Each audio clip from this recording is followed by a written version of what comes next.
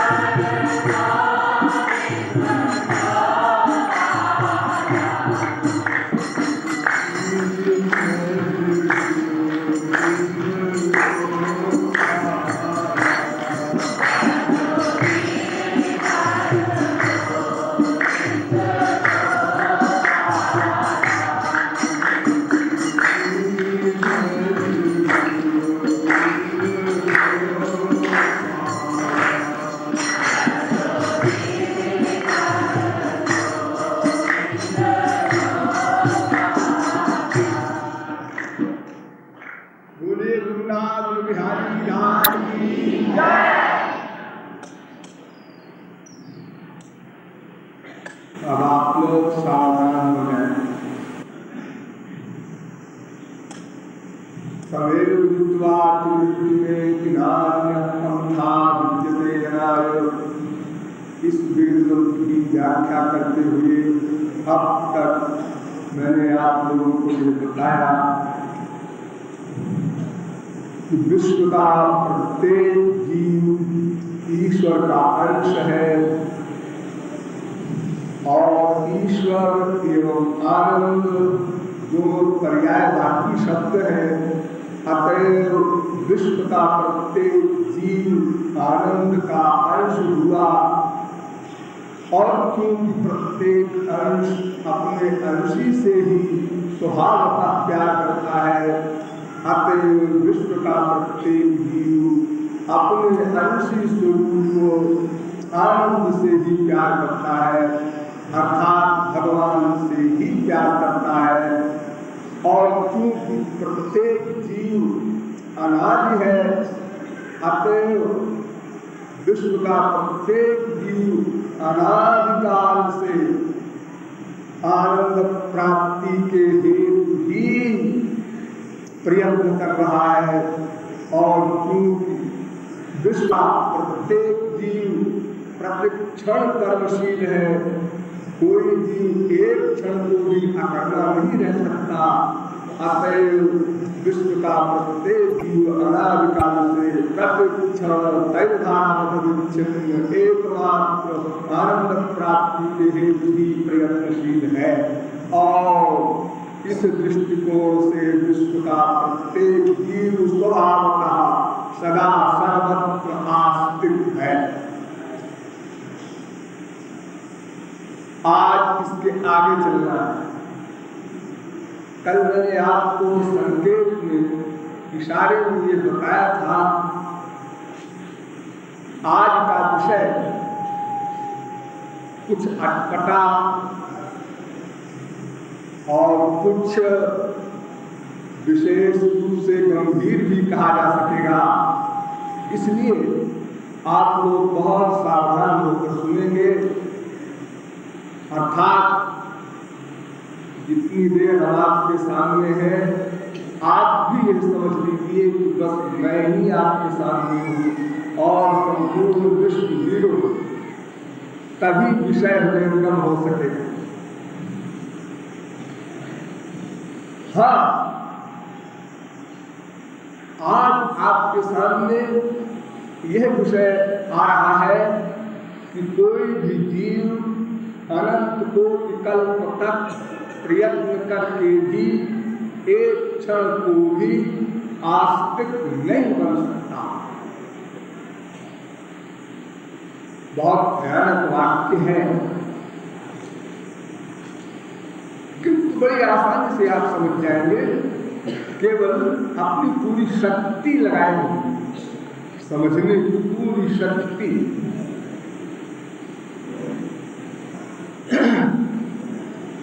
वेद के जिस मंत्र की मैं व्याख्या कर रहा हूं, वह मंत्र ये कह रहा है कि भगवान को जान कर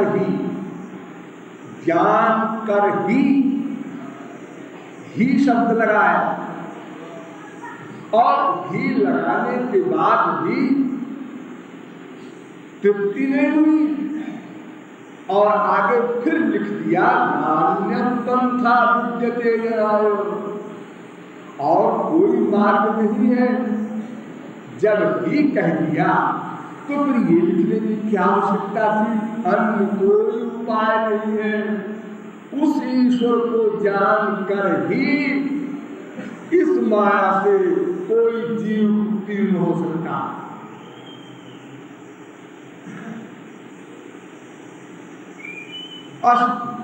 हमें ईश्वर को जानना होगा। वेद का इशारा ये है, इस वेद मंत्र का इशारा ये है कि समस्त जीव ईश्वर को जाने। तो फिर हम लोग भी चले ईश्वर को जानने के लिए। जब ये यही रास्ता है और कोई मार्ग ही नहीं है तो फिर ठीक है, चलो। लेकिन किससे पूछे? वो कौन है, क्या है, कितना है, कहाँ है, कैसा है, ये कौन बतावे? अगर अपने संसार वालों से पूछे तो ऐसा ही होगा। अंधे नहीं हमारा था अंधा, जैसे तमाम अंधे इकट्ठे हो और उसमें एक अंधा बोले, अरे भाई मुझे गीता मंदिर जाना है, तो दूसरा अंधा ये सोचे कि यूं तो मैं भी अंधा, लेकिन ये अंधा क्या समझेगा कि मैं अंधा हूं, इसलिए चलो इसको बेवकूफ बना लो। तो दूसरा अंधा कहता है, ओ अंधे इधर आ, मेरा हाथ पकड़ ले, मैं गीता मंदिर पहुंचा दूंगा। बस इसी प्रकार यदि हम अपने मायाधीन भाइयों से पूछेंगे कि वो कौन है, ईश्वर क्या है, तो वो बेचारे क्या बताएंगे? वो भी हमारी तरह सूरदास। अगर आप कहें कि चलो भाई महात्माओं से पूछे, तो भाई पहले महात्मा की परिभाषा समझिए, महात्माओं को पहचानिए। बड़ी बड़ी बातें हैं उसमें भी, कोई ऐसा तो स्थान नहीं है महात्माओं का कि चलो भाई एक डिग्री है, MBBS तो है डॉक्टर, चलो इलाज करा लो, ऐसा तो है नहीं। वो भी एक समस्या। तो चलो भाई ग्रंथों को पढ़ लेंगे, रामायण गीता, कोई ग्रंथ आप पढ़ के अगर समझ ले तो फिर इसका मतलब ये ग्रंथ बनाने वाले के बराबर आप योग्य हैं। अगर किसी ग्रंथ को पढ़कर कोई आदमी समझ ले तो फिर इसका मतलब तो ये हुआ कि ग्रंथ बनाने वाले की योग्यता के लेवल पर खड़ा है। असंभव। अमेरिका के फिलोसोफर ने कहा कि देखो, इंडिया में एक गाय का चरवाहा हुआ है, बेपढ़ा लिखा अंगूठा छाप, कृष्ण के लिए उसने लिखा, क्योंकि उसने इतिहास पढ़ा कि श्री कृष्ण पढ़े लिखे नहीं थे, गाय चराते थे, बालों में खेलते थे, उछल कूद मचाते थे, उधम करते थे। उन्होंने गीता लिखी है, ऐसा उसको मालूम हुआ। उसने कहा कि इंडिया के एक बेपढ़े लिखे गाय के चरवाहे ने एक किताब लिखी है जिसकी टक्कर में दुनिया में कोई किताब ही नहीं बन सकी, और उस किताब के हजारों भाष्य, हजारों टीकाएं लाखों लोगों ने की, लेकिन कोई समझ न सका, कोई अर्जुन दिखाई न पड़ा। तो जब इंडिया के गाय के चरवाहों का ये हाल है तो वहां के पढ़े लिखे लोगों का क्या हाल होगा? उसको आश्चर्य हुआ। यानी किताबों को पढ़कर हम नहीं समझ सकते, धोखा, और अधिक कंफ्यूज हो जाएंगे। श्रुति पुराण बहु कहे पाई, छूटे न अधिक अधिक अरुझाई। आपको हम आगे बताएंगे कि कितनी उलझने हैं हमारे यहाँ शास्त्रों वेदों में। अभी अभी आप कुछ समझ लेंगे, आगे ही फिर क्रमशः समझते जाएंगे, तो इससे भी काम नहीं चलेगा। और फिर तुलसीदास की रामायण है, इसमें जो कुछ लिखा है भगवान के लिए वो सही है। हाँ सही है। क्यों? क्यों क्या? तुलसीदास जी महात्मा थे, महात्मा थे, आपके पास कोई पैमाना है? पैमाना क्या जी? सब कहते हैं तुलसीदास जी महात्मा थे, तुलसीदास जी महात्मा थे, नानक जी महात्मा थे, सब कहते हैं। अरे सब कहते हैं, बस कहते ही तो है सब। किसी को पर्सनल एक्सपीरियंस है, अनुभव है? नहीं। अगर नहीं है तो फिर तुलसीदास महापुरुष थे, सूरदास महापुरुष थे, इसमें आपको डाउट हो सकता है। मान लो आप लोगों को न हो, लेकिन किसी को हो सकता है। या ये सोच सकता है कोई कि तुलसीदास, मीरा ये बड़े बड़े विद्वान गुरु थे, लेकिन ये पूरे भगवान के बराबर थे, ये बात कुछ जमती नहीं। ये प्राइवेट सोच सकते हैं आप लोग, इसलिए हम इनकी ओर भी नहीं आपको ले चलते। भगवान के बारे में जो सबसे बढ़िया बात हो प्रमाण की, वहां ले चलते हैं। वो कौन सी बात है? वेद। भगवान क्या है ये बात कौन बतावे? भगवान। वेद क्या है? भगवान के वाक्य।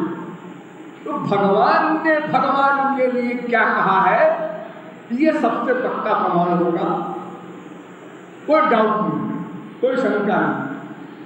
इसलिए वेद में चलिए वही पता लगाना भगवान के बारे में वेद क्या कहता है। ना वेद विमर्ते तम बृहंतम।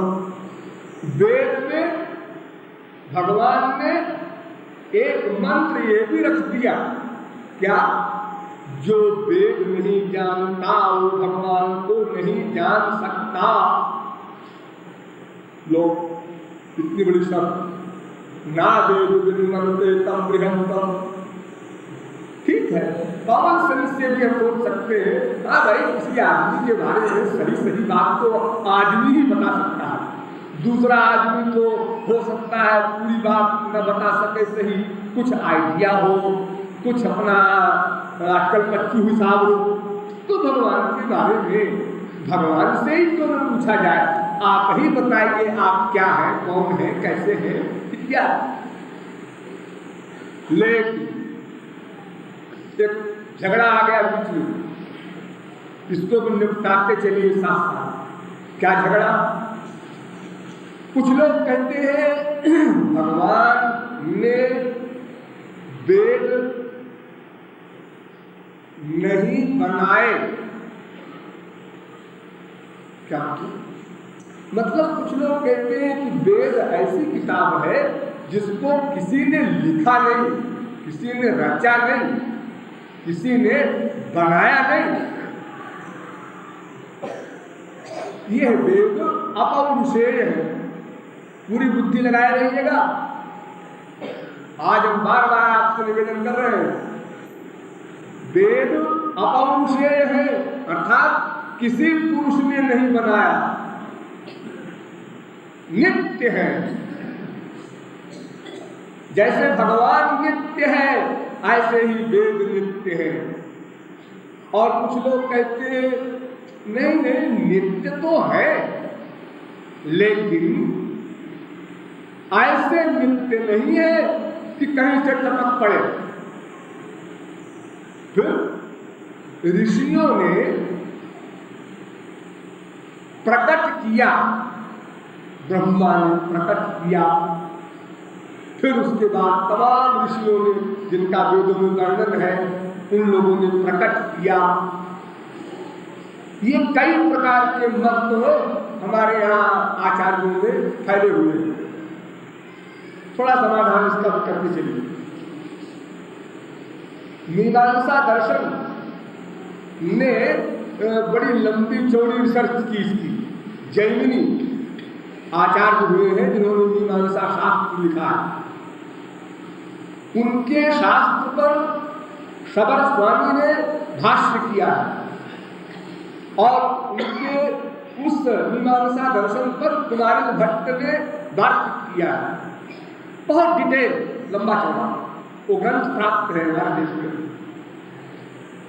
उसमें सिद्ध किया गया है कि वेद किसी ने बनाया नहीं, ईश्वर ने भी नहीं बनाया। ये तो वेद अनादिकाल से ज्यों के त्यों चले आ रहे हैं, इसलिए अपौरुषेय है।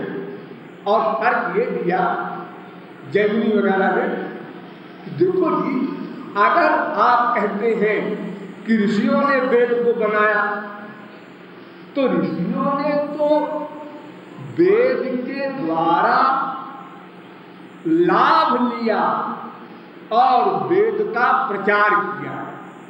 हम ये कहते हैं, ये नहीं मान सकते कि ऋषियों ने वेद को बनाया। क्यों? इसलिए कि जो वेदों में शब्द रचना है और जो उसका अर्थ है और जो वेदों में स्वर्गादिक लोक का वर्णन है, जो देवताओं का वर्णन है, ये सब ऋषियों को क्या पता? क्योंकि जब वेद नहीं था पहले, तो फिर ऋषियों ने कैसे जाना कि स्वर्गादिक लोक भी होते हैं?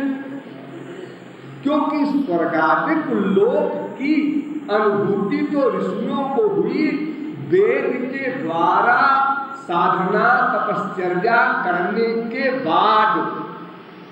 वेद की बताई साधना करने के बाद जब स्पिरिचुअल पावर खूब बढ़ गई ऋषियों की, तब उन्होंने अपनी योग दृष्टि से देखा, हाँ ये देवता लोग भी होते हैं, स्वर्ग भी होता है, नरक भी होता है, ये भी होता है, वो भी होता है। लेकिन जब कुछ नहीं था उस समय, भला कैसे ऋषि लोग जान सकते थे शब्द रचना, अवर्थ रचना और स्वर्गादिक लोगों की बातें और देवताओं की बातें? ये सब ऋषियों के बस की बात नहीं। पहले वेद, उसके बाद ऋषियों ने वेद से रिसर्च की, तब उन्होंने उसका प्रैक्टिकल एक्सपीरियंस किया, तब उन्होंने लिखा परीक्षलोकान् कर्मचितान् ब्राह्मणो निर्वेदनायान् नास्त्यकृतं कृतेन। हमने परीक्षण कर लिया है सब लोगों का, सब देवताओं का, जो जो वेद में लिखा है। लेकिन परीक्षण के लिए पहले थियरी तो चाहिए, तो थियरी कहाँ से आएगी? इसलिए मीमांसा दर्शन के फॉलोअर्स तुम्हारे भट्ट आदि कहते हैं कि वेद अपौरुषेय है और उसके शब्द भी नित्य है। किसी ऋषि ने प्रकट नहीं किए। इसको काट रहे हैं न्याय दर्शन वाले और वैशेषिक दर्शन वाले। न्याय वैशेषिक दर्शन वालों ने काटा, अभी मैंने आपको बताया, बहुत सावधान होकर समझिए, मुझे बार बार बोलना पड़ेगा और बिना आपके समझे मैं आगे नहीं बढ़ूंगा और आगे गहराई में भी नहीं ले जाऊंगा। मेरी भी कुछ आदत है, अगर आपको मिल रहा है सामान तो दूंगा, आप नहीं लेते तो अपनी जेब में रख दूंगा, क्या करूंगा? अनावश्यक तो फेंकूंगा। तो वेद अपौरुषेय है, किसी के बनाए हुए नहीं है। ये मीमांसा दर्शन के आचार्य और उनके अनुयायियों का सिद्धांत है। और न्याय शास्त्र के, न्याय दर्शन के आचार्य और वैशेषिक दर्शन के आचार्य कपिल कणाद, गौतम कणाद, इन दोनों ने और उनके अनुयायियों ने कहा कि नहीं नहीं, ऐसा नहीं है, वेद पौरुषेय है। वेद ईश्वर के द्वारा निकले हैं।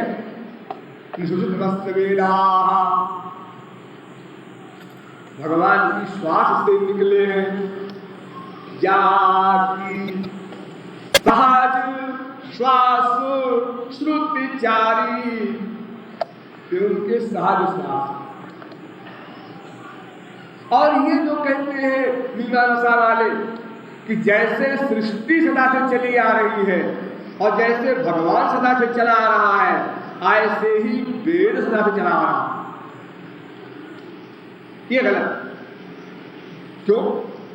इसलिए कि सृष्टि सदा से चली आ रही है ऐसा वेद ही नहीं कहता।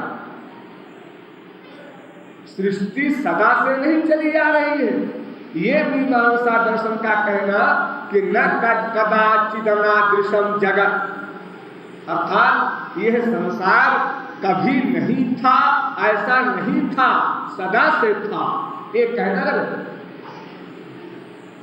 उत्तर मीमांसा वेदांत भी कहता है, हाँ हाँ, ये कहना गलत है मीमांसा दर्शन का। सृष्टि होती है फिर प्रलय होता है। मैंने कल आपको इशारे में बताया था ना, ये तो वायुमार भूतानि जायन्ते येन जातानि जीवन्ति यत्र अभिसंविशन्ति। सृष्टि भी होती है, प्रलय भी होता है। तो क्योंकि जब प्रलय हो जाएगा, आज का वैज्ञानिक भी कहता है कि हमारे संसार से एक मटीरियल मैटर समाप्त हो रहा है, वो धीरे धीरे जब पूरा समाप्त हो जाएगा तो पृथ्वी ठंडी हो जाएगी, ये संसार समाप्त हो जाएगा। तो क्योंकि जब संसार समाप्त हो जाएगा तो फिर संसार जब बनेगा, कहो प्रकट होगा, कहो कुछ भी कहो, तो फिर वो वेद कहां से आएगा? क्या आसमान से गिरेगा? कोई तो प्रकट करेगा उसको। हाँ जी, ये तो ठीक है, लेकिन भगवान प्रकट करने तो आएंगे नहीं, फिर कैसे प्रकट होगा? ये वेद में जो शब्द लिखे हैं, जो मैं बोल रहा हूं, तमेव विदित्वा, ये ता मा एक ही मात्रा वा, मैं इन शब्दों की बात कर रहा हूं कि ये शब्द कहां से आए। शब्द तो अनित्य होते हैं, मीमांसा दर्शन वाले कहते हैं शब्द नित्य होते हैं। अरे देखो, शब्द नित्य कैसे होंगे? हम लोग का बोलते हैं, का कंठ को लगा रहे हैं ना, कंठ को का, अपने आप कैसे का निकलेगा जी? तो प्रयत्न करना पड़ता है। तो ये इतना बड़ा वेद जिसमें लाखों अक्षर है, ये अपने आप कैसे होगा?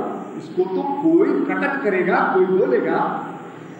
हाँ बोले, तो फिर कौन बोला? ऋषि लोग बोले। अगर ऋषि लोग बोले आप कहते हैं, तो फिर ईश्वर कृत वेद नहीं हुआ, विशुद्ध वेद नहीं हुआ, उसमें कुछ गड़बड़ी की आशंका आ जाएगी। फिर देखिए, 4 प्रकार की वाणी होती है। परा,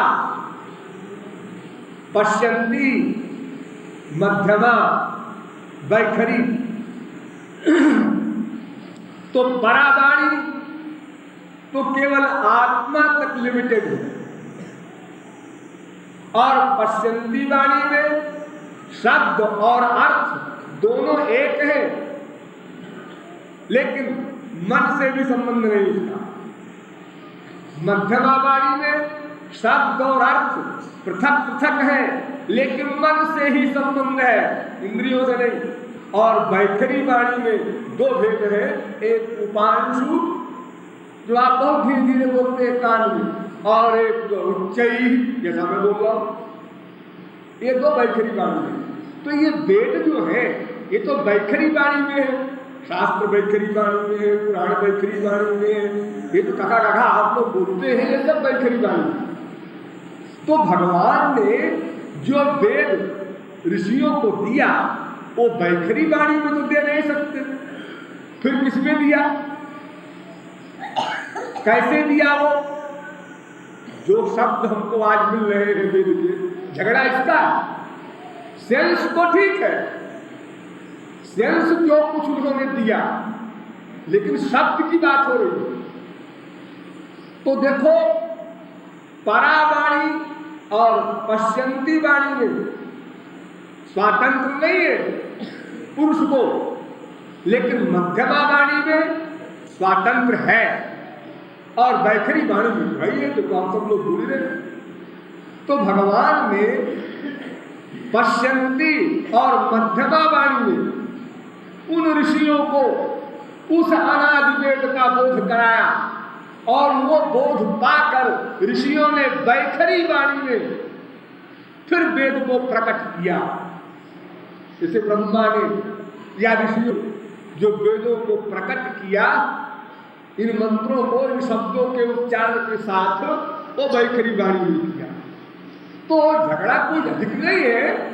एक पक्ष कहता है कि वो शब्द चले आ रहे हैं नित्य, दूसरा पक्ष कहता है नहीं, शब्द नित्य नहीं है, शब्द प्रलय के बाद फिर प्रकट किए जाते हैं, फिर प्रलय होता है, फिर प्रलय होता है। ये बार बार जैसे नदी का प्रवाह चलता है, इस प्रकार। अस्तु, अगर वेद को पौरुषेय मानता है कोई, तो भगवान ही पुरुष है और भगवान सर्वज्ञ है, इसलिए कोई दोष की आशंका नहीं। और अगर कोई कहता है भगवान ने प्रकट किया है, ये भी नहीं मानते, वेद नित्य है, चलो नित्य ही सही, तब भी झगड़ा नहीं। इसलिए मैं ये इशारा कर रहा हूं कि आपको हम पहले वेदों के पास ले चलेंगे, उपनिषदों के पास ले चलेंगे कि ये लोग क्या बताते हैं भगवान के बारे में।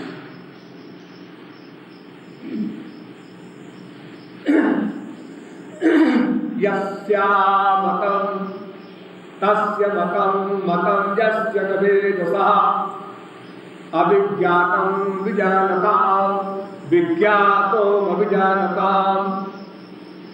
आया वेद कहता है देखो जी, अगर कोई ये जानता है कि मैं भगवान को जान सकता हूं, तो उसके समान कोई अनजान नहीं हो सकता। अगर कोई ये समझता है कि भगवान समझा जा सकता है, तो उसके समान कोई ना समझ नहीं हो सकता, कोई दम नहीं। वाह, एक तरफ वेद कहता है तमेव विदित्वा मृत्युमेति, उसको जानकर ही कोई माया से उत्तीर्ण होगा, और दूसरी ओर कहता है उसको जानने की हिम्मत न करना, उसको कोई नहीं जान सकता। फिर दोहराता है वेद, इह चेद वेदी सत्यमस्ति न चेदिहा वेदीन महती विनष्टि। अरे मनुष्यों, तुम जल्दी से जल्दी इसी मानव देह में उसको जान लो। अगर न जाना, इह चेद शकद्बोद्धुं प्राक् शरीरस्य विस्मृतः ततः सर्गेषु लोकेषु शरीरत्वाय कल्पते। अगर मनुष्य शरीरधारी, अगर तूने इसी शरीर में उसको नहीं जान लिया, तो तुझको नहीं पता है कितनी बड़ी हानि हो जाएगी तेरी। क्या हानि हो जाएगी इसी शरीर में? अभी तो आप कल बता रहे हैं कि अनंतवाद जन्म हो चुका हमारा। हाँ हो चुका, तो आगे भी होगा। हाँ होगा, तो फिर जल्दी क्या है? वेद हमको कहता है अभी इसी जन्म में फौरन जान लो। ऐसा क्यों कहता है?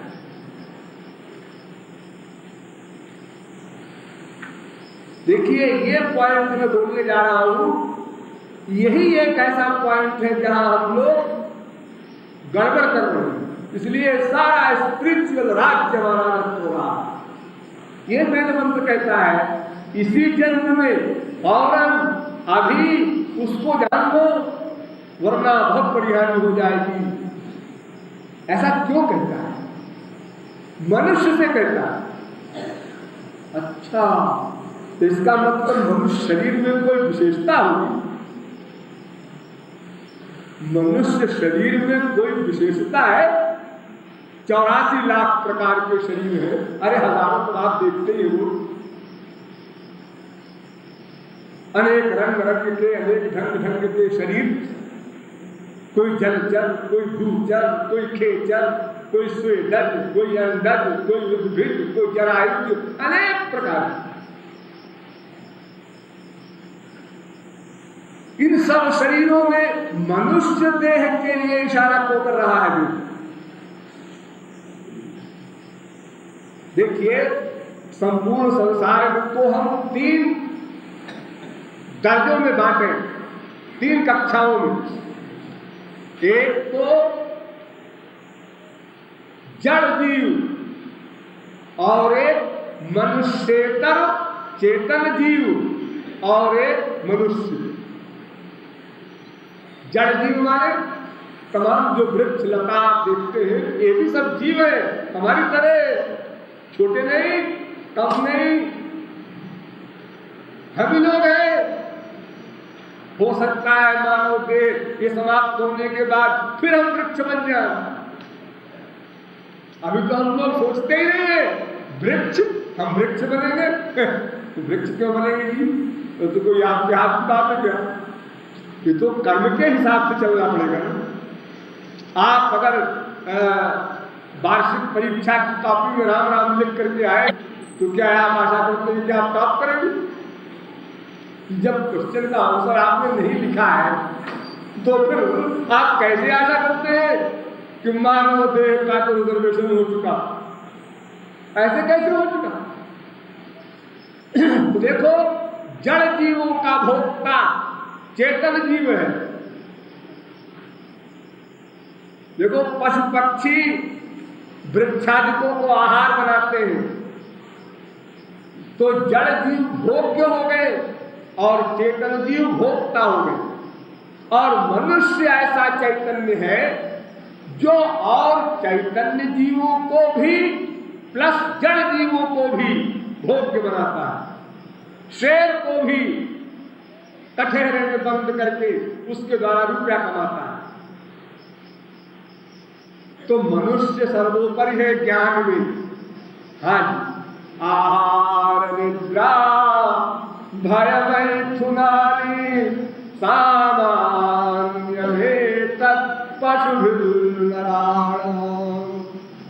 ज्ञानं हि तेषामधिको विशेषो ज्ञानेन हीना पशुभिः समाना।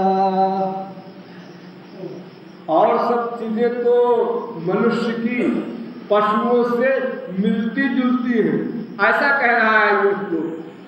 लेकिन कृपालु की राय से नहीं, श्लोक का अर्थ बता रहे हैं आपको। आहार निद्रा भय विषय सेवन आदि को और जीवों का मनुष्य के समान ही है, ऐसा ये श्लोक कह रहा है। लेकिन मैं नहीं मानता। क्यों? मैं तो ये मानता हूं कि ऐसे 4 अरब आदमी में शायद 4000 आदमी हो जो पशु पक्षियों के बराबर आहार निद्रा भय मैथुन करते हो। शायद डाउट है रोकने में। एक गाय को ले लो, एक भैंस को ले लो, किसी जानवर को ले लो, क्या आहार करता है? ओरिजिनल एक घास जो कुछ ईश्वर ने बनाया है वैसे घास चर लिया। और हम लोगों के लिए भी ईश्वर ने बनाया है, तरकारी बनाई है, फल बनाया है, सब चीजें बनाई है। तो हम लोग क्या करते हैं? ओरिजिनल मत खाना। क्यों? मनुष्य है तो विशेष समझदार है तो उसको बिगाड़ के खाना, सब कैमरों को मार करके, उसको घी में तेल में छोंक के बघार के बर्बाद करके। ऐसा क्यों करते हो जी? मनुष्य जो है, हम पशु थोड़े ही ठीक ठीक खाए, हमको मनमाना खाएंगे, जैसे हमारी जबान कहेगी वैसे खाएंगे और फिर बीमार होंगे। 25 साल की उम्र में ही वो भयंकर भयंकर रोग आ रहे हैं। आप सब लोग देखते जानते सुनते हैं। ये आहार का हाल है हमारे। सोचिए आप लोग अपना अपना आहार। और अगर जगत गुरु जी भी कहें कि आप लोग जरा बॉयल तरकारी खाइएगा,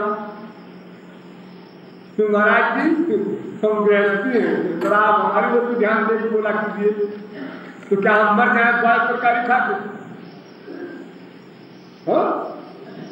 एक बहुत बड़े काबिल आदमी ने हमारा खाना देखकर कहा कि देखो जगत गुरु जी अपने दुनियावी घर के भी रईस है और लाखों इनको खिलाने वाले तैयार बैठे हैं, लेकिन क्या तकदीर है इनके कि ये बॉयल तरकारी खाते हैं।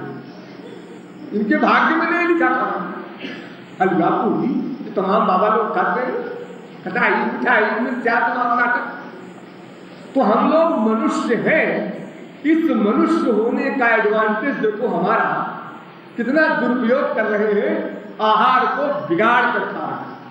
हमारे पूर्वज जो कंदमूल फल खाते थे और उन्होंने वो खाना खा करके जो एक किताब लिख दी है, वो आज हम पूरे जीवन हजारों टीकाओं को लेकर पढ़ते हैं, फिर भी नहीं समझ पाते। 1 घंटे अगर हमको कहीं लेक्चर देना पड़े या कोई गंभीर वर्क करना पड़े, सांप खोपड़े में दर्द हो गया ऐसा बोलते हैं, सर भंगना आ गया। अरे यहाँ लोग सुनने वाले कहते हैं आज तो कृपाली जी ऐसा बोले कि खोपड़ा भंगना आ गया, सुनने में भंगना रहा। क्या करेंगी, अभी चाय पिया था ना, उसका असर 15 मिनट रहता है, फिर 1 कप चाय मिल जाए तो फिर 15 मिनट खोपड़ा ना तो रहे। या सिगरेट पीने वाले कहते हैं 1 सिगरेट मिल जाए फिर देखो हम लेक्चर कैसा बढ़िया समझते हो। ये हमारा आहार है। हाँ। अब देखो निद्रा, एक पशु पक्षी कितना सोता है लिमिटेड और कितना सादा सोता है, और हम लोग लाखों रुपया कमाएंगे काहे के लिए, सोने के, उसके लिए सामान इकट्ठा करेंगे और वो सोए जा रहे हैं।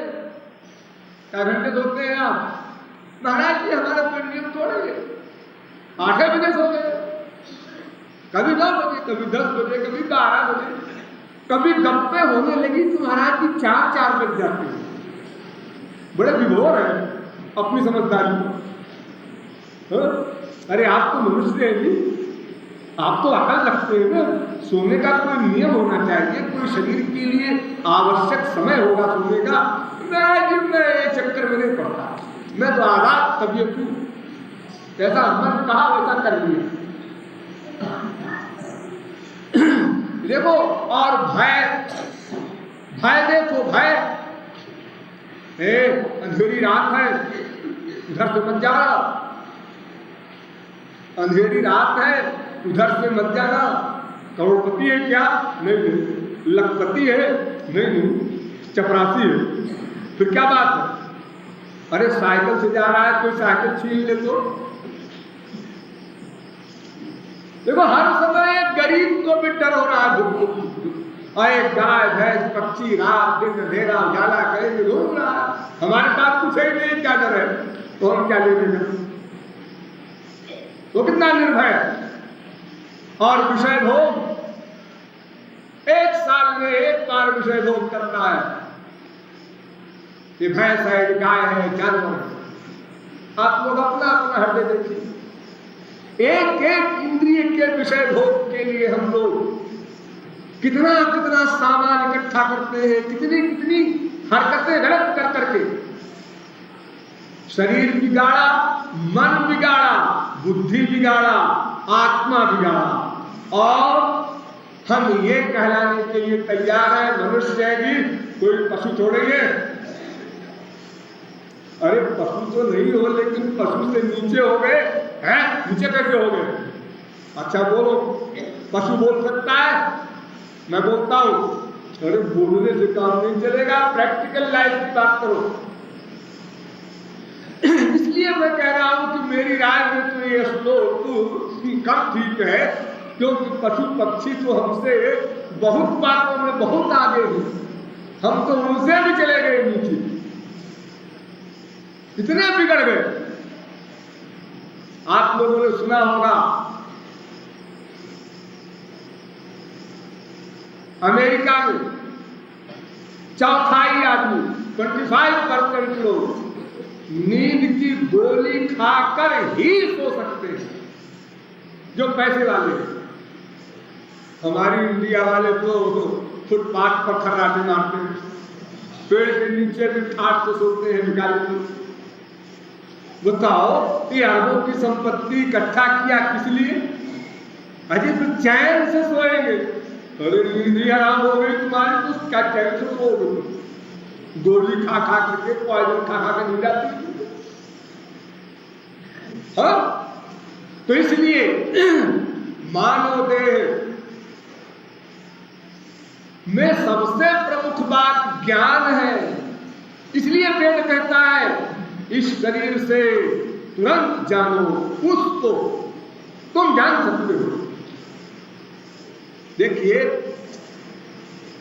आप लोगों ने रामायण तो पढ़ी होगी। मुझसे यहाँ कहा गया कि महाराज जी जनता को देख कर बोलिएगा, अगर आप वेद में चलेंगे तो जरा ठीक नहीं रहेगा, तो थोड़ा रामायण भी साथ लेके चलिए। रामायण में गरुड़ जी ने काक भुसुंडी से 7 प्रश्न किए, कुल जमा टोटल 7 क्वेश्चन, 7 सवाल। और 7 में भी पहला प्रश्न किया कि प्रथम ही कहूं नाथ मति धीरा, सबसे दुर्लभ कौन शरीरा। इतना इंपॉर्टेंट क्वेश्चन है। इतने शास्त्र वेद के प्रश्न, उन प्रश्नों में छाटा 7 प्रश्न, और 7 में भी पहला प्रश्न ये।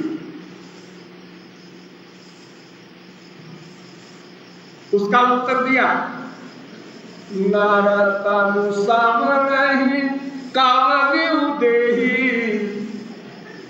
जीव चराचर जाचत यही। मनुष्य शरीर के समान कोई शरीर नहीं। सारा चराचर जीव माने जड़ चेतन सभी जीव केवल मनुष्य का शरीर ही चाहते हैं। जरा एक पर ध्यान दीजिए आप लोग देवताओं की भक्ति करते हैं, देवी देवताओं की भक्ति करते होंगे आप लोग। ये देवता लोग भी चाहते हैं मानव देह जो आपको मिला है। बड़े भाग्य मानुष तन पावा, सुर दुर्लभ सदग्रंथन गावा। मनुष्य देह भूमि दुर्लभ समधिगम, सुरैरपि वांछितम्। विषय लंपटता मपहाय वै, भजत रे मनुजा कमलापति। देखिए सुरैरपि वांछितम्,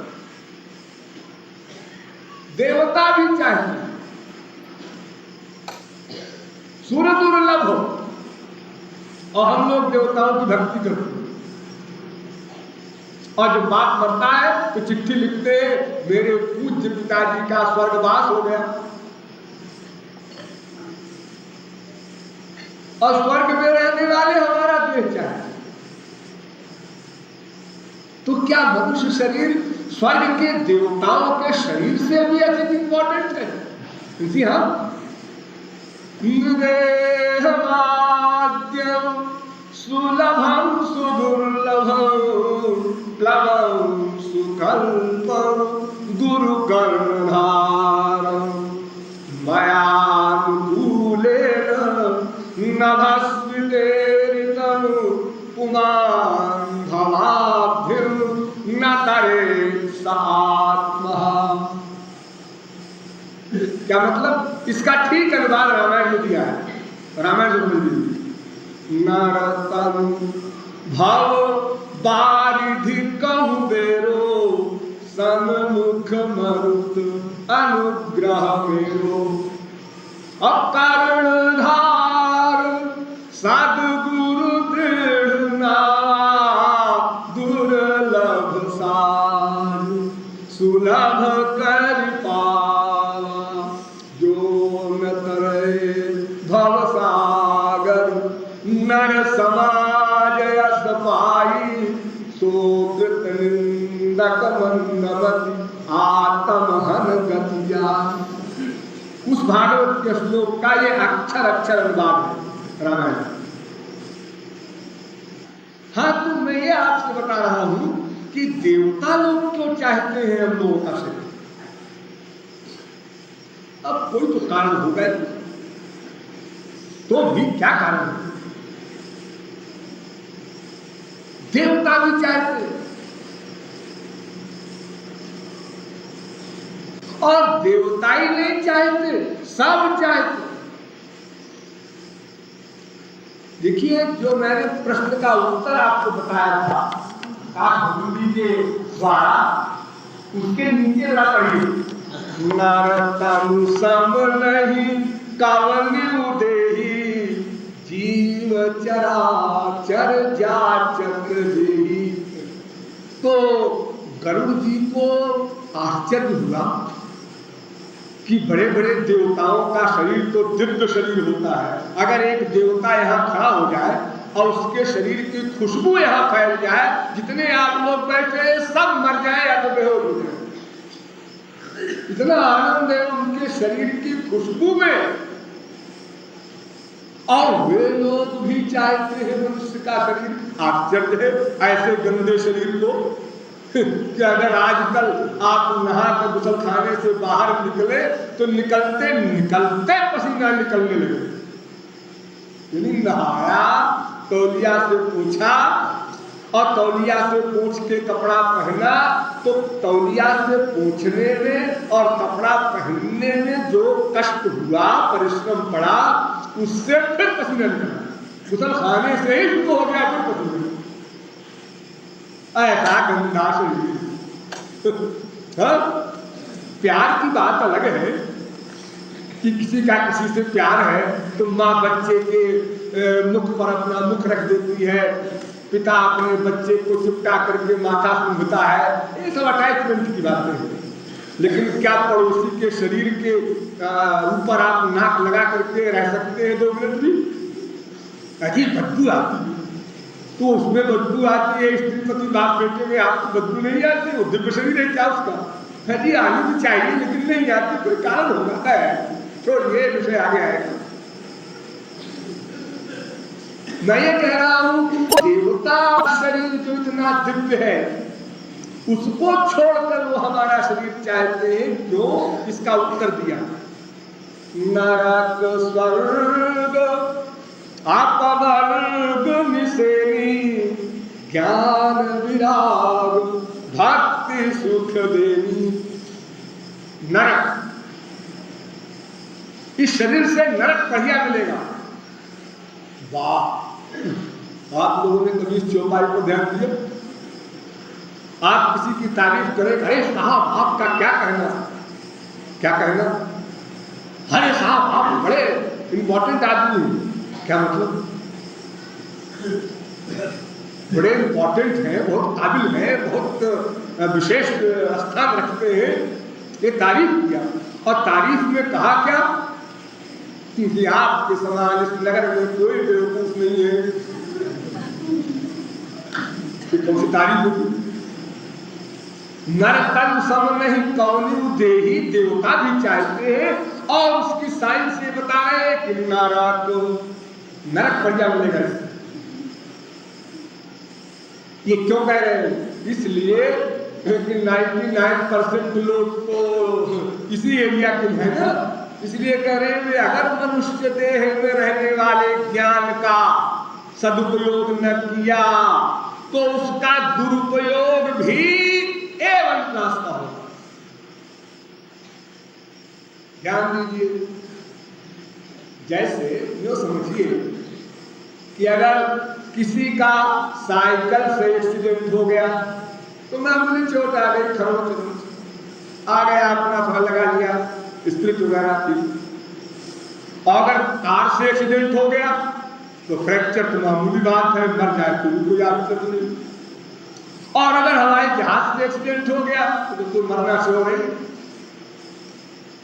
तो यदि मानव देह में रहने वाले ज्ञान को सही दिशा में नहीं घुमाया तो गलत दिशा में भी भयंकर रूप से घूमेगा। वो मामूली ढंग से नहीं घूमेगा, क्योंकि उसमें शक्ति तो है ही।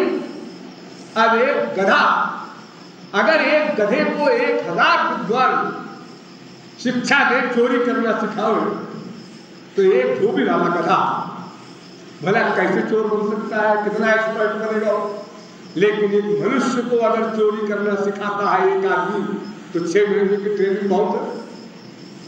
तमाम ट्रेनिंग के कॉलेज खुले हुए हैं हमारे देश में, जेब कतरों के, डकैतों के सबके वहां बाकायदा ट्रेनिंग होती है, आप लोग नहीं जानते होंगे, हमने पढ़ा है, हमारे पहले जानते हैं लोग उनके गुरु।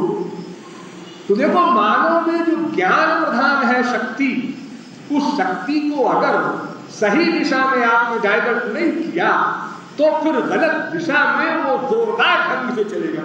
इसलिए तुलसीदास जी ने कहा, यानी काकभुजुंडी ने उत्तर दिया कि नारद, गलत दिशा में अधिक लोग जाएंगे, इसलिए नरक केवल क्लास का मिलेगा, बढ़िया बढ़िया नरक, 28 प्रकार के नरक है।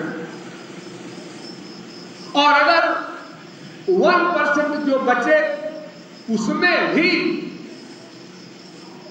जो और 99% होंगे, बचे हुओं में 99% जो होंगे, वे क्या करेंगे? वो स्वर्ग के लिए प्रयत्न करेंगे, धर्म करेंगे, कर्म करेंगे, अनेक प्रकार के शुभ कर्म करेंगे, पुण्य करेंगे, तो उनको स्वर्ग मिलेगा। वे भी मूर्ख हैं, हम बताएंगे आपको आगे। वेद कहता है, यत् कर्मणो न प्रवेदेन्द्रियाणां तेना दुराखिल लोकाश्च्यवन्ते अविद्यायां बहुधा वर्तमाना प्रयत्नकार्था इत्यभिनन्दिताः इष्टापूर्तं मन्यमाना परिष्ठं नान्यच्छेयोपद्यन्ते प्रमूढाः।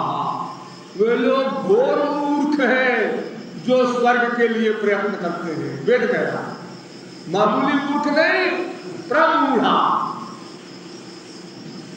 इतनी मेहनत करे स्वर्ग जाने के लिए, और स्वर्ग वाले प्रार्थना कर रहे हैं हमको मनुष्य बना दो, और हम लोग प्रार्थना कर रहे हैं, बड़े बड़े धर्म कर्म कर रहे हैं, हमको स्वर्ग की पब्लिक बना दो, पब्लिक एज पब्लिक। वहां इंद्र बनने की हिम्मत नहीं है, कम से कम पहुंच जाए वहां तक हम लोग। कितना भोला है हमारे देश में।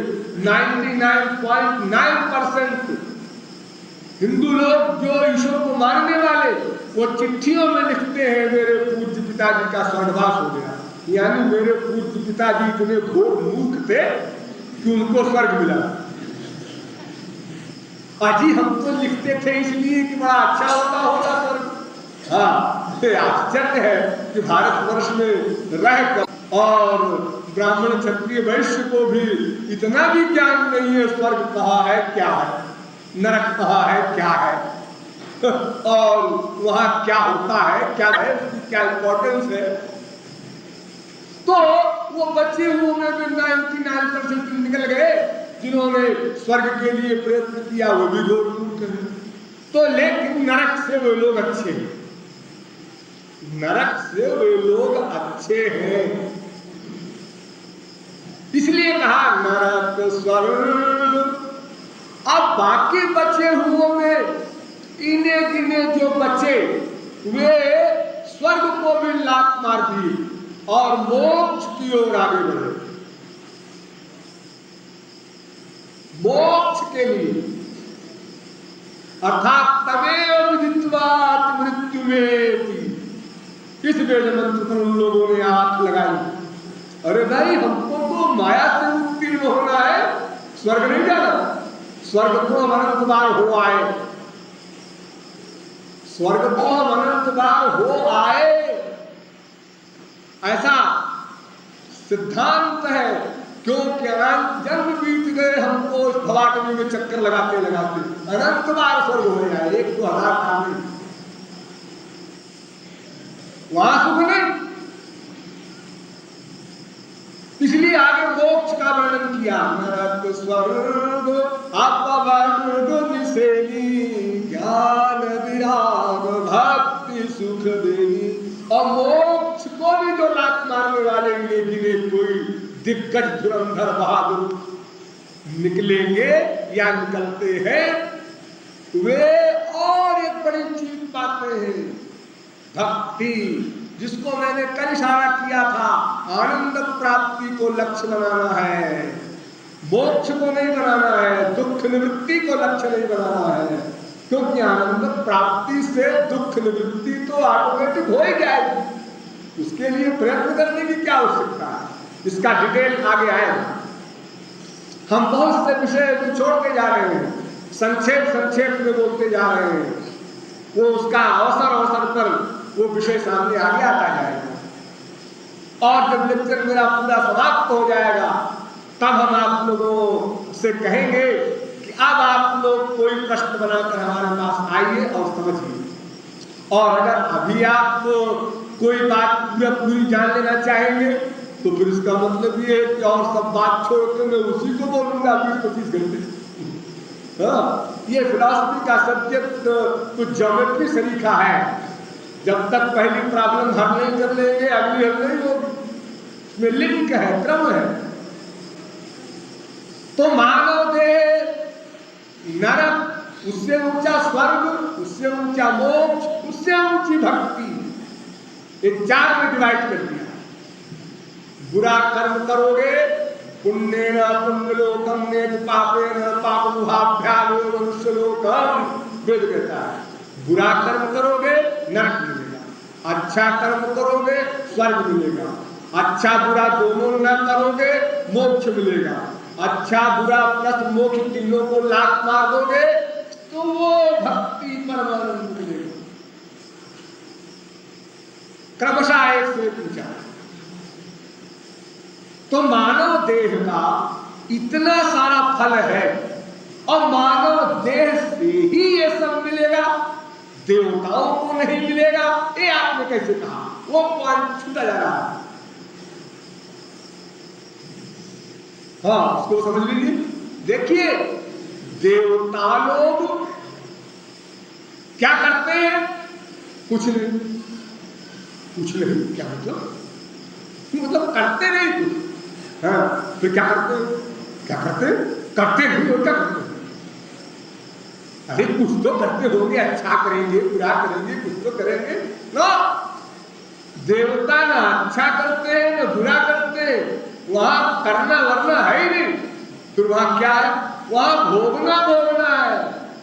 जैसे आपने बैंक में 1 लाख रुपया जमा कर दिया, अब कमाई बंद, अब 1000 रुपया आप हर महीने निकाल रहे हैं खाते से, चेक काट दिया, रुपया चला रहा है।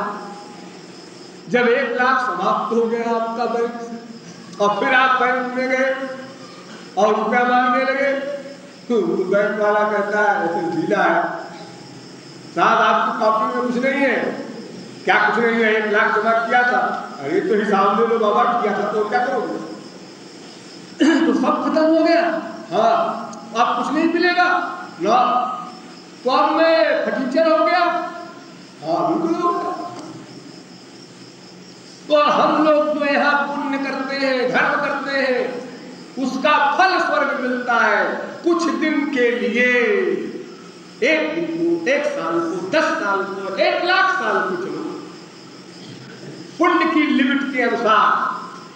और उतने दिन तक हम वहां भोगते हैं स्वर्गलोक का, अपना ही जमा किया हुआ वो बैंक वाला रुपया, और वो धीरे धीरे माइनस होता जाता है, समाप्त होता जाता है। और चेतन भुक्त्वा स्वर्गलोकम विशालम क्षीणे पुण्ये मर्त्यलोकम विशन्ति, गीता। जब पुण्य समाप्त हो गया फिर कुत्ते बिल्ली गधे बन गए। ध्यान दीजिए, यहां पर फिर वेद कह रहा है हीनतरम वा विशन्ति।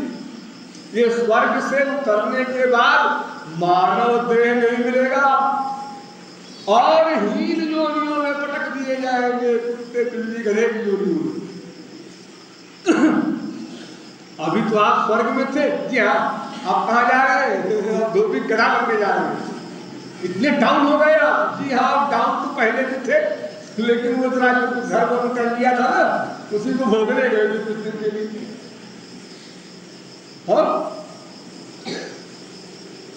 तो इस प्रकार देखिए, स्वर्ग के देवताओं को कर्म करने का अधिकार नहीं, पुरुषार्थ का अधिकार नहीं, कमाने का अधिकार नहीं, अर्थात प्लस नहीं कर सकते, केवल माइनस होता है, केवल खर्च होता है, कमाई नहीं होती। इसलिए वो लोग चाहते हैं कि मनुष्य का शरीर मिल जाए, तो मनुष्य शरीर में ही देखो ही लगा देना, कर्म करने का अधिकार है। इसलिए अब की बार हम वो गलती नहीं करेंगे जिससे स्वर्ग मिला था। अब की बार हम उसके आगे वाली चीज के लिए प्रयत्न करेंगे जिससे इस मृत्यु से पार हो जाए, अर्थात तमेव विदित्वा मृत्युमेति का अनुसरण करेंगे।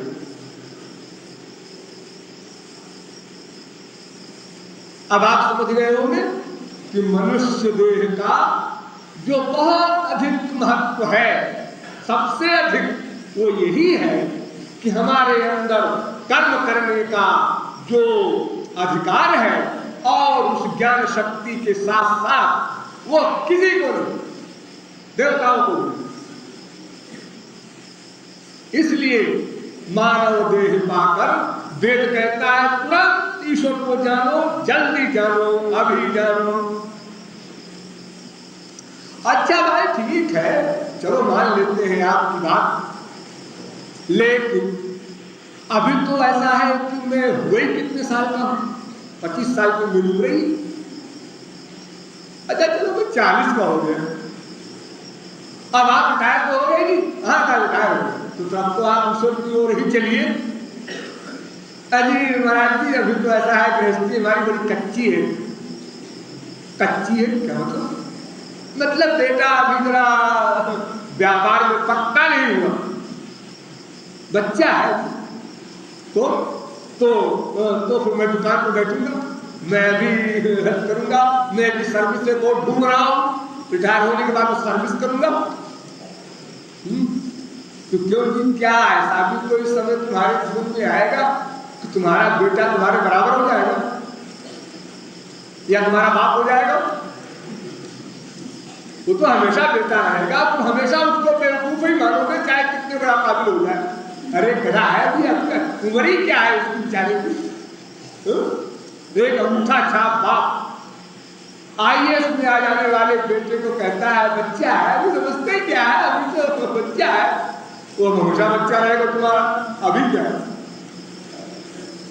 अपनी कमजोरी को छुपाने के लिए हम लोग फिर संसार में उसी प्रकार प्रवेश करते हैं।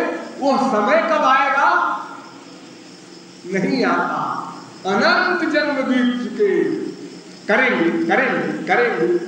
बड़े बड़े महात्माओं के हमने लेक्चर सुने, सुन करके सिर हिला दिए, हाँ हाँ बिल्कुल ठीक कहते हैं महात्मा जी। लेकिन ऐसा है कि जब लौटने लगे अपने घर को, वो जो कहा ना बात तो ठीक है, लेकिन ऐसा है कि जी वो जब उसकी इच्छा हो सब बोले सब इतना परिश्रम प्रभालूंगा, इतना परिश्रम आपका, इतना परिश्रम बुद्धि देवी का, आपकी सब बतिया भेद हो गया एक पल। अनंत जन्म बीते हैं उसी प्रकार। हमारा ये इशारा है आपको कि मानव देह जो आपको मिला है उसमें एक बड़ी गड़बड़ बात है, वो ये कि किस समय छिन जाए ये पता नहीं।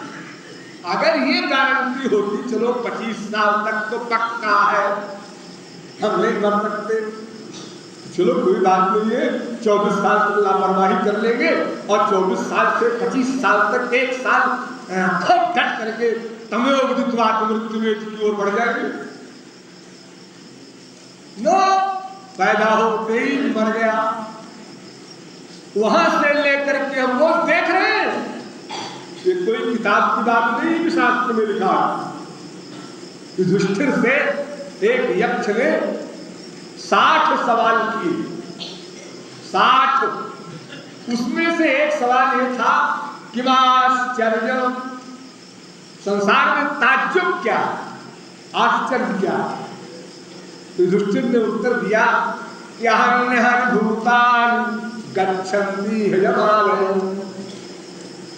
डेली प्रतिक्षण लोग मर रहे हैं, जमालय को जा रहे हैं, ये बाकी लोग देख रहे हैं, लेकिन देखने वाले समझते हैं हमको तो बहुत दिन रहना है, अपना हिसाब बैठाओ लंबा चौड़ा। बेटा मर गया, अब बाप प्लानिंग कर रहा है, अभी तो हम 50 वर्ष के तो हुए, हमारा बेटा मर गया है, ठीक है, चला गया, हम तो पहले हो, लेकिन अपन तो रहेंगे, आपको कौन करना है?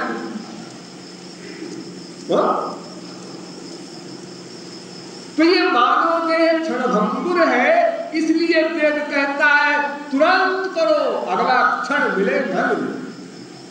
ये इशारा है। मानव देह देवताओं से भी दुर्लभ है, अप्राप्य है। ये पॉइंट मैंने बताया कि क्योंकि मानव देह में ही कर्म करने का अधिकार है, इसलिए।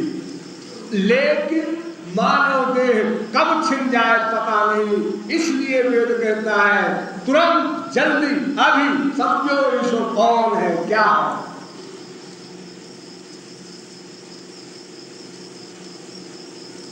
ठीक, चलो समझे।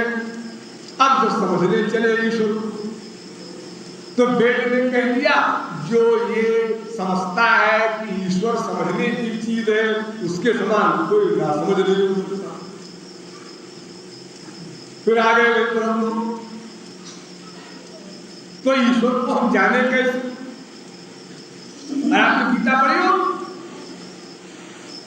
वेदाहं समतीतान् वर्तमानान् च भविष्याणि च भूतानि मां तु वेद न कश्चन। अर्जुन, मुझे कोई नहीं जान सकता।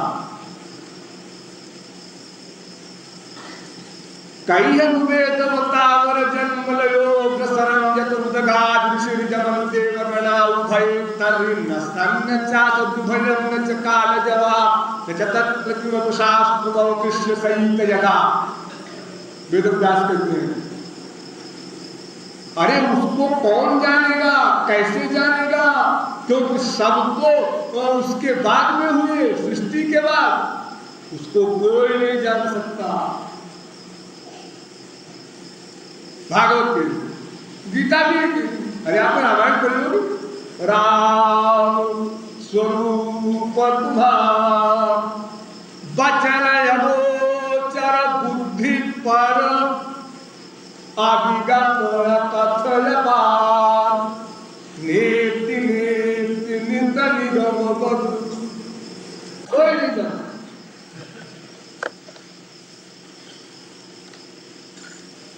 ईश्वर को कोई जान ही नहीं सकता ना। अगर ईश्वर को कोई जान ले तो जो जान ले वो ईश्वर हो जाएगा, और जिसको जान लेगा वो ईश्वर से नीचे हो जाएगा। अच्छा छोड़िए, ईश्वर को हम क्यों नहीं जान सकते, इस साइंस पर विचार कीजिए। हाँ, थोड़ा सावधान हो जाइए, थोड़ा फिर बुद्धि का विषय विशेष आ रहा है। हम ईश्वर को क्यों नहीं जान सकते? अपने शरीर की मशीनरी को पहले आप समझ लीजिए, तो वो बात समझ में आ जाए कि ईश्वर को हम क्यों नहीं जान सकते।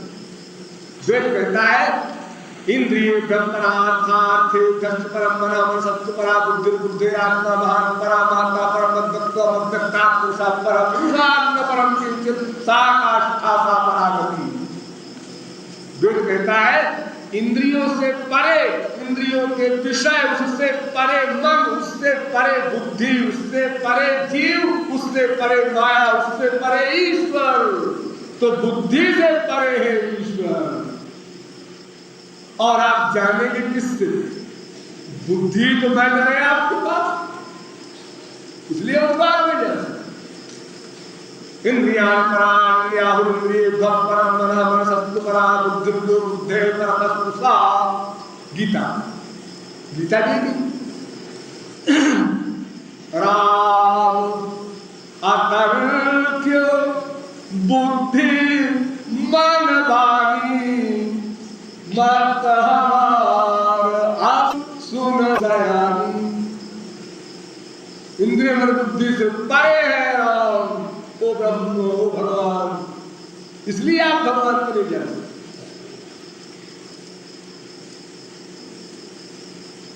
ये इंद्रिय मन बुद्धि भगवान को नहीं पकड़ सकती, क्यों?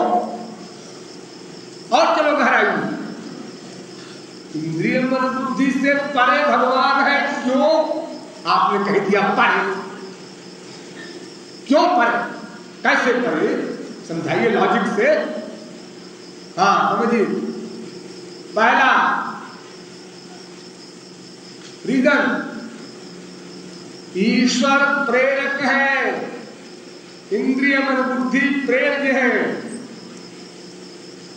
यद मनसा न तेजेनाहुर्मनोमतं तदेव ब्रह्म त्वं विद्धि नेदं यदिदुपासते यच्चक्षुषा न पश्यति येन चक्षुर्वंशि पश्यति तदेव ब्रह्म त्वं विद्धि नेदं यदिदुपासते यद वाचा न भुक्तं येन वागभुज्यते तदेव ब्रह्म त्वं विद्धि नेदं यदिदुपासते यत् प्राणेन न प्राणिति येन प्राणः प्रणीयते तदेव ब्रह्म त्वं विद्धि नेदं यदिदुपासते इत्यादि। अर्थात ये इंद्रिय मन बुद्धि जो कुछ है, ये ईश्वर की प्रेरणा से प्रेरित होकर अपना अपना वर्क करते हैं। तो प्रेरक ईश्वर से प्रेर्य इंद्रिय मन बुद्धि अपने प्रेरक के प्रेरक कैसे बन जाएंगे? अन्य तर्क से विपरीत। ब्राह्मण सर्वभूतानि यंत्रारूढ़ानि मायया, गीता लेंगे वेद के अनुसार। अरे रामायण आपको पढ़ा होगा, सब ही न चावत राम गोसाई तुर प्रेरक रघुवंश विभूषण। वो प्रेरक है, तो प्रेरक से प्रेर्य है इंद्रिय मन बुद्धि। वो बिचारी अपने प्रेरक की कैसे बन जाएगी प्रेरणा देने वाली? नंबर 2, ईश्वर दिव्य है, इंद्रिय मन बुद्धि प्राकृत है। ध्यान दीजिए इस पॉइंट पर। ईश्वर दिव्य है और जिससे ईश्वर को जानना है वो मैटर, मटीरियल प्राकृत, बुद्धि प्राकृत, मन प्राकृत, इंद्रियां प्राकृत, सब प्राकृत। और ईश्वर दिव्य, दिव्योऽयं मूर्तः पुरुषो, भगवान दिव्य है। बृहच्च तद्दिव्यमचिन्त्य रूपं सूक्ष्माच्च तत्सूक्ष्मतरं विभाति। परं ब्रह्म परं धाम पवित्रं परमं भवान् पुरुषं शाश्वतं दिव्यं। गीता कहे यानी माया गुण गोपार, वो माया गुण से परे दिव्य है भगवान।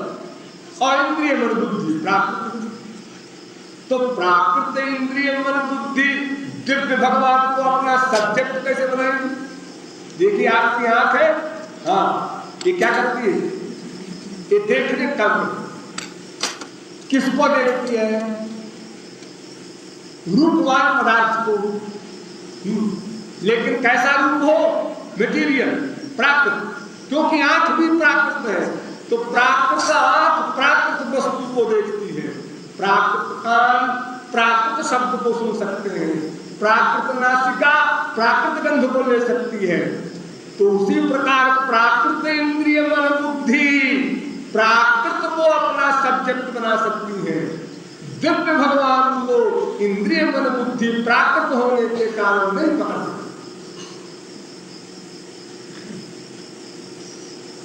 नंबर 3, भगवान प्रकाशक है, इंद्रिय मन बुद्धि प्रकाश से है।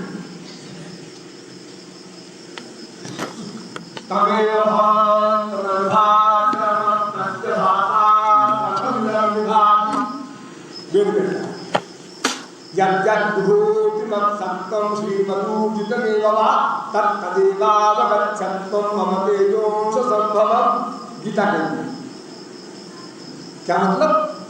मतलब भगवान प्रकाशक है, जगत प्रकाश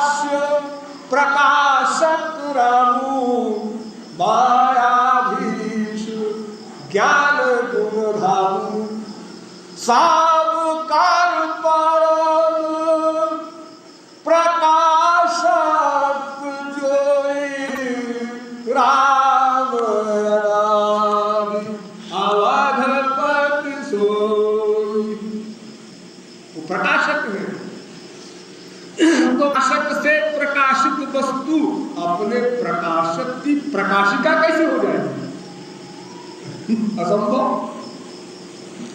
वेद में एक कथा है, आप लोगों ने सुना हो शायद। एक बार देवताओं ने असुरों को जीता और अहंकार हो गया इंद्रादित्यों को कि हमने दैत्यों पर विजय प्राप्त कर दी। वो उन सब देवताओं के अहंकार को मिटाने के लिए भगवान ने एक यक्ष का रूप धारण किया और आकाश में स्थिर हुए। स्थिर होकर के और भगवान ने परीक्षा ली। एक प्रकार गए परीक्षा लेने के लिए भगवान की और अग्निदेव, और जाकर पूछा तुम कौन हो? तो भगवान ने कहा तुम कौन हो? ने कहा मैं अग्नि हूं, तुम्हारा क्या काम? संसार को भस्म कर सकता हूं। तो त्रिनाम निदधे, एक तिनका रख दिया भगवान ने, जलाओ इसको। अग्नि स्वयं जीरो हो गया, तो क्या जलाता? वायु गए, उन्होंने अपनी दीन हाँकी, भगवान ने कहा इस तिनके को हिलाओ, वो भी जीरो हो गया। तब इंद्र गया, तब समझा अरे तो स्पिरिचुअल गवर्नमेंट है, सेंट्रल गवर्नमेंट है, तो हम समझते नहीं थे, इसको धोखा हो गया। प्रार्थना किया, गलती हो गई। अरे पावर हाउस अपने यहाँ से स्विच को ऑफ कर देगा तो आपके यहाँ बल्ब लगाए क्या करेंगे? लगा लीजिए बल्ब 1 लाख पावर का, सब 0/100। तो भगवान की पावर को पाकर कितनी बड़ी बड़ी पावर्स हैं, ये पावर वाली बनती हैं। तो प्रकाशक से प्रकाशित वस्तु अपने प्रकाशक की प्रकाशिका कैसे बन जाए? यह भी असंभव। इसलिए भगवान को हम किसी भी प्रकार नहीं जान सकते। अभी ये विषय अधूरा है। अभी भगवान के न जानने के अनेक वैज्ञानिक और तर्क सम्मत, वेद सम्मत रीजन आगे बताए जाएंगे और ये सिद्ध किया जाएगा कि भगवान को कोई नहीं जान सकता। लेकिन आप घबराएंगे नहीं, फिर बताया जाएगा कि भगवान को गधा भी जान सकता है। बड़ा सस्ता है, लेकिन सब क्रम से आएगा। आप लोग ठीक समय पर आया करें, ये आप लोगों से फिर निवेदन है। बोलिए वृंदावन बिहारी लाल की जय।